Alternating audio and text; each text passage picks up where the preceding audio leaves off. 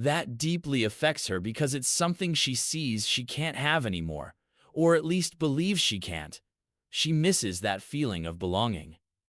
Since she lost her memories, she lost the people she used to live with at that time, who are now in another phase of life or don't exist anymore. In some way, Faye feels like she doesn't belong anywhere. But in some way, the context she lived in, her new context already, had meaning. That's why it's important to recognize the meaning that already exists in your life. Maybe you'll find meaning in that flower that somehow grew between the cracks of the sidewalk. Perhaps tea here is meaning in looking at hills that seem to stretch forever. Or maybe you'll find meaning in spending time with your pets. There are many small things where you can find meaning if you somehow dedicate time to note them down. In the end, Faye realizes that the ship, that place, was the only one she truly had to return to. That place became her spot. She just hadn't seen it yet. That place brought a comfort to Faye that she couldn't perceive before. She felt like a ghost because she felt like she wasn't anywhere.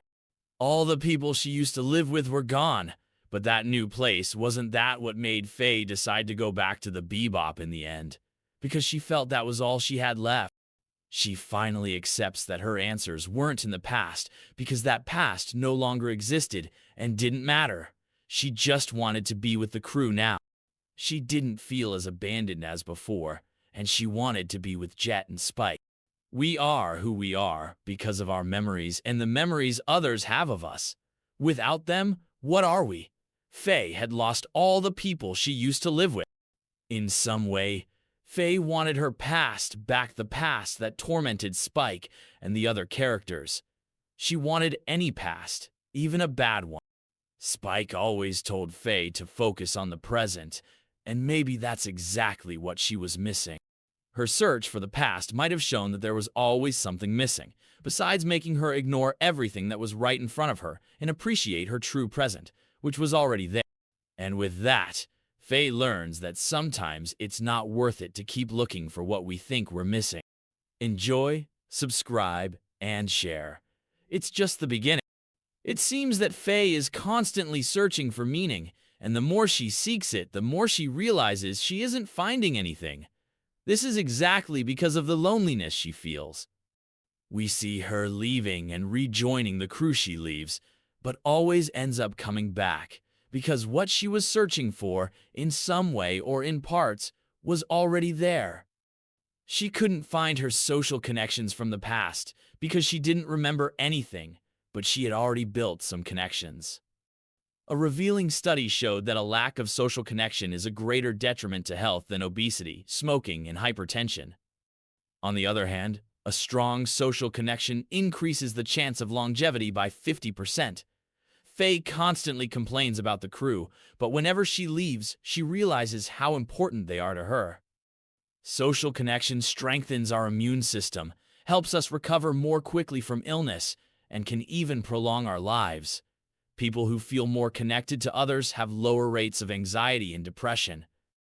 Furthermore, studies show that they also have higher self-esteem, are more empathetic toward others, more confident, and cooperative. As a result, others are more open to cooperating with them.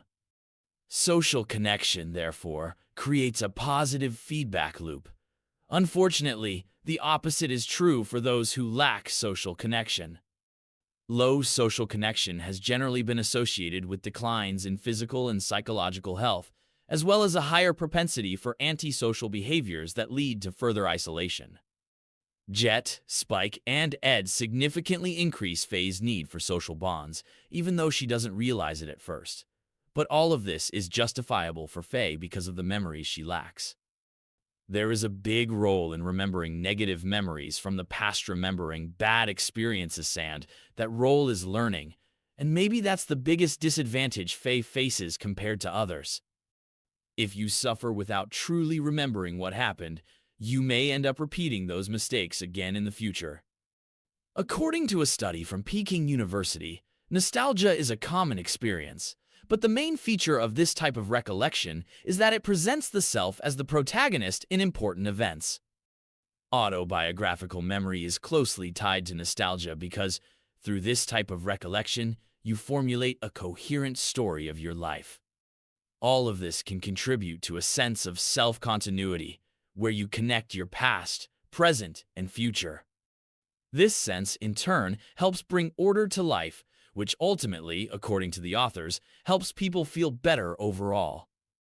It gives meaning to their past, helps guide them in the present and future, while also nurturing greater self-understanding. This is what Faye lacks. She doesn't have information on what went right or wrong in her life. So, for her to find her place in the story with the people around her is very difficult.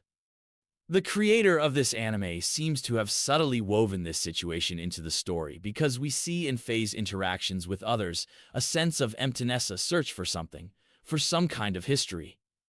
In the final episodes, she projects herself onto Ed.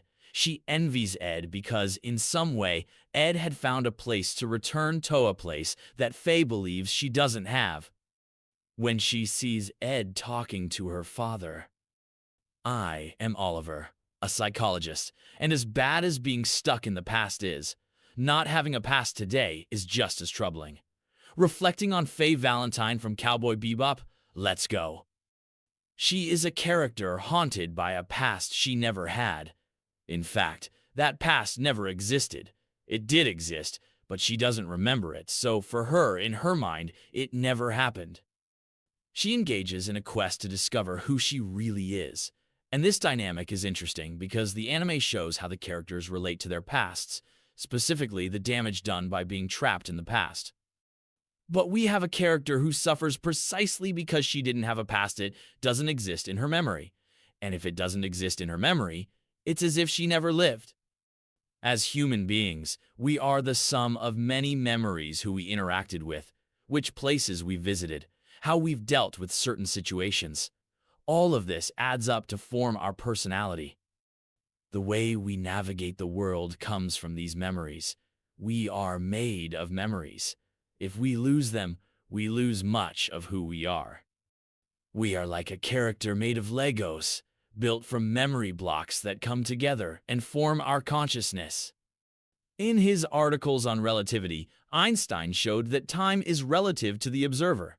Biocentrism goes a step further, suggesting that the observer doesn't just perceive time but literally creates it. This character reminded me of one of my greatest fears, losing my memories, my recollections, because if I lost them, what would I be?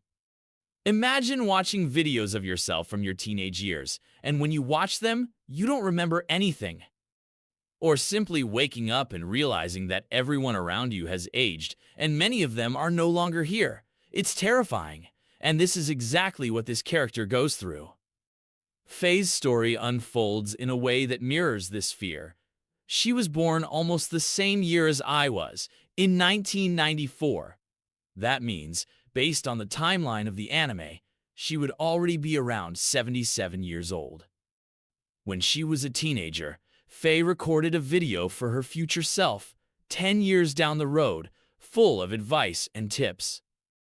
But this video would only be seen much later because, in 2014, she and her parents suffered an accident. They died, and Faye was left in critical condition. The doctors placed her in cryogenic stasis, hoping that future medicine would be able to heal her. Additionally, her documents were lost in the accident, and the only information that remained was her first name. Try to imagine yourself in the same position as Faye.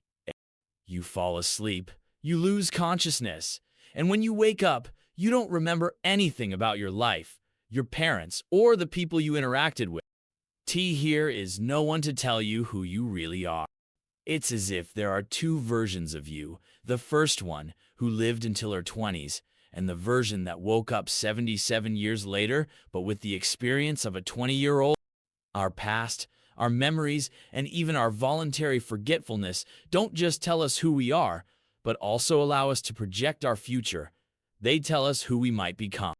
The past holds a unique collection of data that we own, a treasure that allows us to trace lines from it, crossing into the future, the fleeting present we live in. We are nothing more than that. We cannot be anything else if we don't have memories today. Without memories, we cannot practice tomorrow. If we don't remember how to walk, we can't walk. If we didn't receive love when we were children, it's hard to offer it when we're adults. You can see how memories are fundamental. We sometimes experience depression or post-traumatic stress disorder precisely because of memories. The abnormal function of memory can contribute to suffering or coincide with an underlying disorder. Memories connect the past with the present, and that's why they are so important. This is why Faye desperately wants to know about her past, why she relentlessly searches for these memories. Time, as we experience it, has no meaning without being associated with another point. It is undoubtedly a relational concept, an event in relation to another. Therefore, it requires an observer with memory. Without memory, one cannot have a relational concept, which is inherent to any arrow of time. In other words, the moment can never pass without linking the past with the present. You hear the phone or doorbell ring, but this cannot happen until the sound is truly in the past, until the mind compares it to the silence of a moment or two before, right? Now, I might have gone too far, but you get the point. Memories and the past are indeed important, actually crucial. The good side is that, theoretically, since Faye doesn't remember anything, she doesn't have to overcome anything, no kind of loss.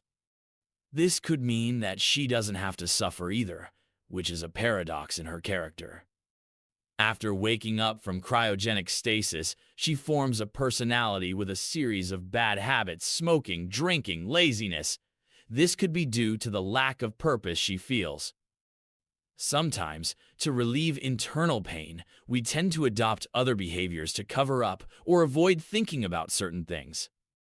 Psychologist John Grant mentions that high emotional stress is associated with the loss of control over impulses and the inability to delay gratification. Chronic stress can decrease the gray matter volume in the brain, particularly in the region responsible for our cognitive control, the prefrontal cortex. In times of stress, the brain loses the capacity to reflect and becomes automatic. Stressed individuals are prone to giving in to impulses like smoking, overeating, alcohol abuse, and prescription medication misuse to cope with daily stress. So yes, substance addiction, like alcohol and drugs, can very well be linked to chronic stress or, as in Faye's case, a lack of meaning in life. We are neurologically programmed to try to give a sense or meaning to life. That's why the past is of utmost importance. It serves as a guide, even if we don't want it to.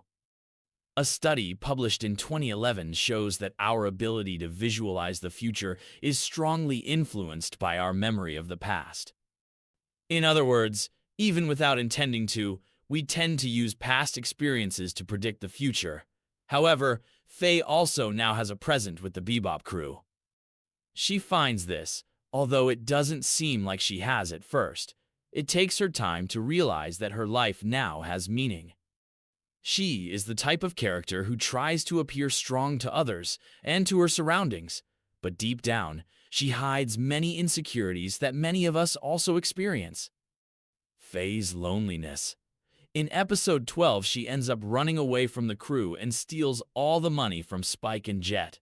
In a later conversation, she talks about being alone in the midst of people.